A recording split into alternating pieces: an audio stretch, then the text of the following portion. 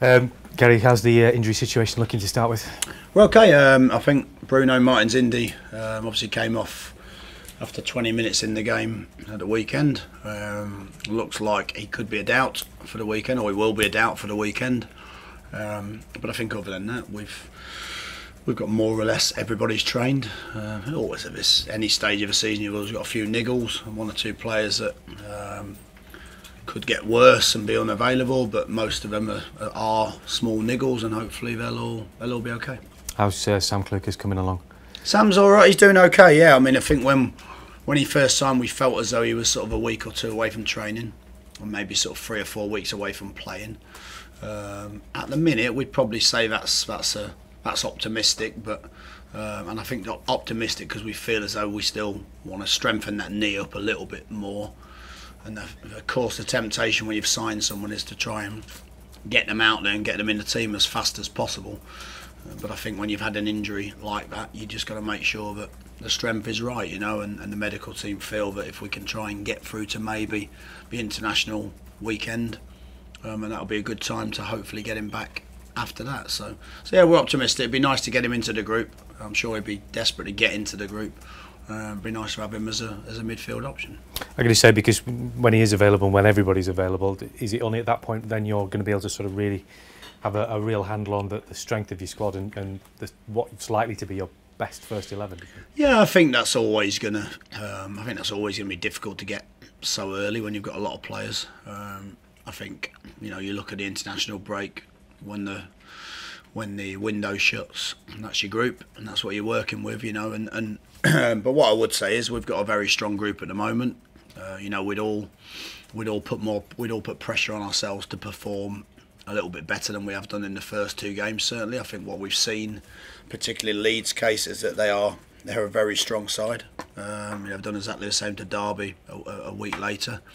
And Brentford have always been a strong side. You know, Dean's got a side there that he's worked with for 18 months, and they've got real synergy, and you could tell that they've played together a lot.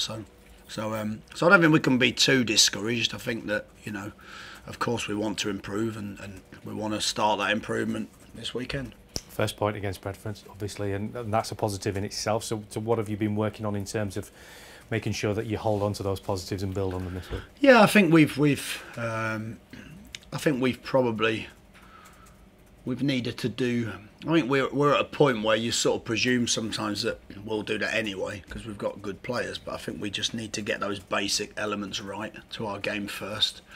And I think if we've got a better base, you know, I think that in both of the games, we've conceded ground and chances too many times for my liking.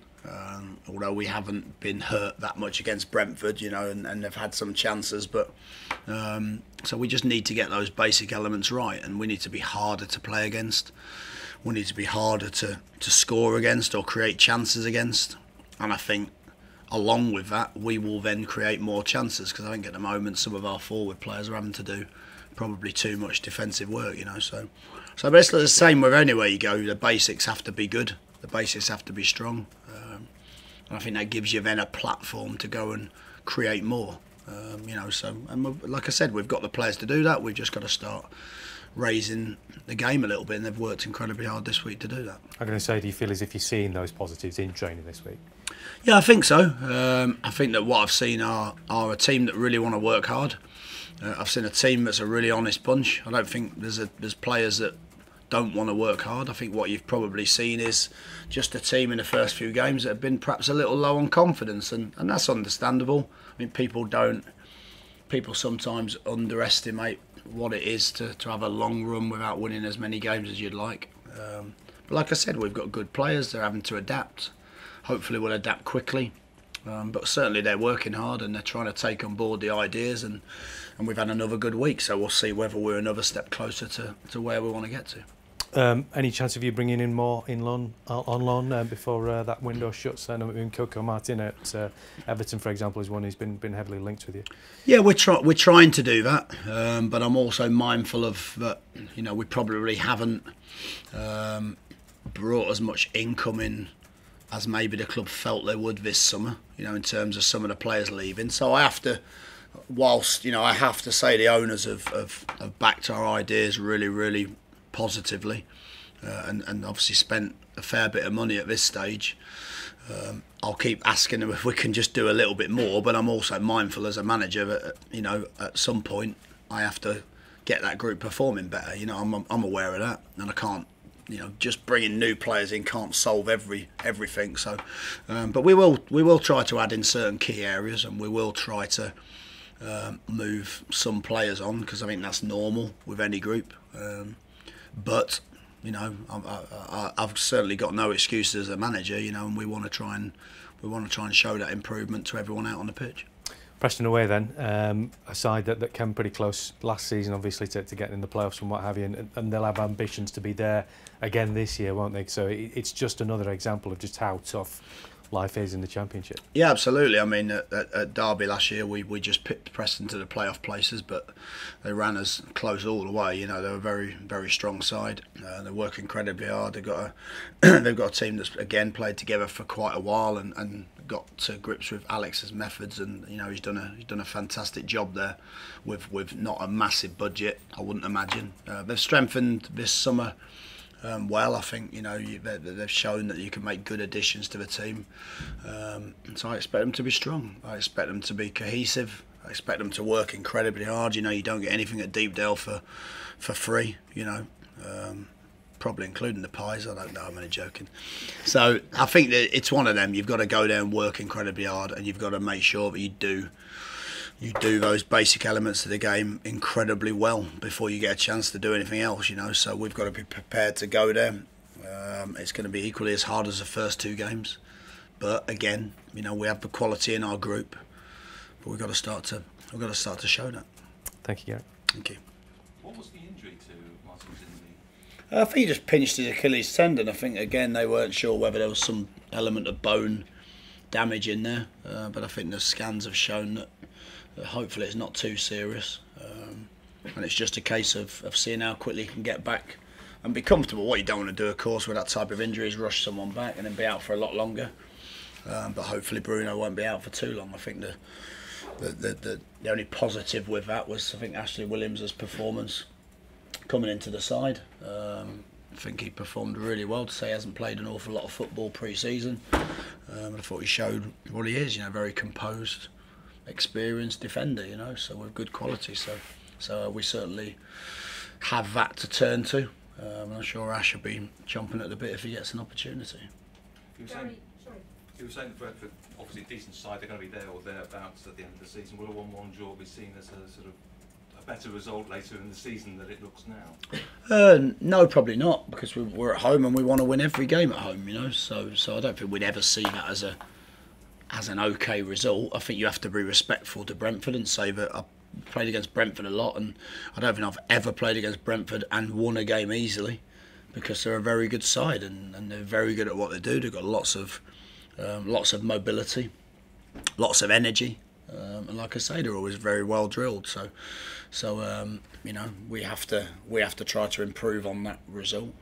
But what I would say is I thought that there were some positives. I mean, it's always difficult in a game like that. We all come away feeling a bit disappointed, but I think it highlighted confidence and how that can easily appear and then fade, because we scored the goal and then for 20 minutes after we were really good. We moved the ball around very quickly and we created other opportunities, and then we conceded the goal and then looked a little bit edgy again. So I think that kind of highlights where we need to improve and how fast. Before you scored the goal, though, things did look a little bit dicey. In fact, with the Leeds game and the Brentford game, you didn't seem to come out of the stops particularly fast in either game. Is that a problem? It depends, really. I mean, everyone has a different way of doing things. I mean, coming out of the traps fast works sometimes, and sometimes it can leave you open. So I think whatever you do, you have to do it really well. I don't think I think the tempo at home, of course, you want to start with a high tempo. You want to put pressure on your opponents, but at the same time you still have to do all the right things. You still have to defend well as a team, you still have to pass the ball, you still have to work hard to get on the ball, and I felt that probably early on we just moved the ball a bit too slowly, and of course what then tends to happen is everyone gets you make a poor pass, everybody in the stadium gets a bit nervous, and you can understand that. But we've got to work our way through that quickly, and we will, and we'll get there 100%. We'll get there. It's just how quick can we get there? Because of course we all want to get there as fast as we can. Gary, you've talked about the lack of confidence and the poor run. You need leaders coming into the squad like Ashley Williams. I'm not saying we haven't got leaders currently, but you need an outside fresh influence, don't you, to try and get over the psychological problems that inevitably happen.